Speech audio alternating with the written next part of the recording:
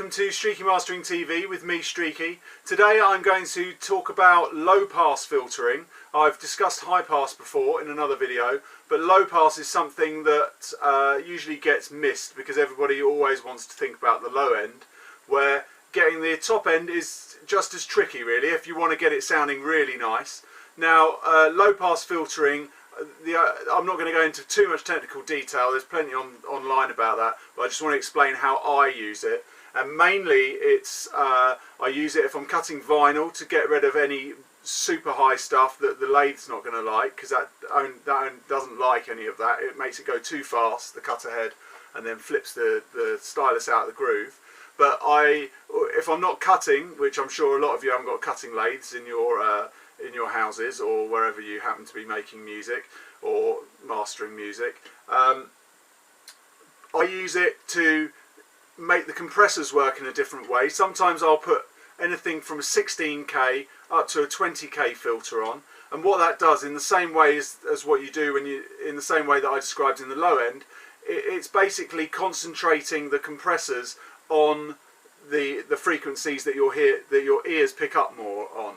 So it's not you've got to watch it, because you can dull things down too much, you can miss a lot of the high stuff that's happening. So you've got to use it sparingly and use your ears, but with a bit of EQ in the right places and just putting it on at say 18, 16 on a sort of quite a sharp shelf, you can then get it so that the mids start popping out and start getting a little tighter with various compressors. You've got to do it in combination with EQ, obviously, because otherwise the top end might start sounding too dull and too crowded, and you still want that to be open and bright and nice, but it's subtle. It's a very subtle thing to use it for.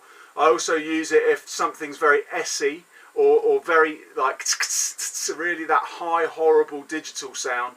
I'll put it on again, doing some EQ tweaks and some compression tweaks, and just so that it gets rid of that high-end vocal stuff. Or if somebody's given me a track where the low end is down here and the high end's up here, then it can be quite nice just to sort of balance it off a little bit more with the with the low pass filter, just to cool some of that air down, because you can have too much, and there's some weird stuff going on that's up there that's you don't really need, and it just makes a nice smoother, less harsh high end.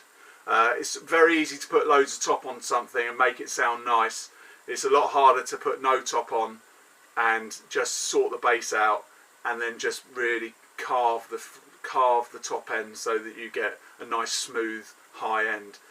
So basically just play around with it, not too heavy on it, not all the time, just listen to it. When it feels right, you'll know. Make sure everything's nice and open, but it's just a nice little trick to have up your sleeve.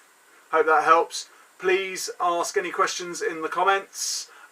Please subscribe, and I'll see you again. Thanks for watching. Cheers, bye.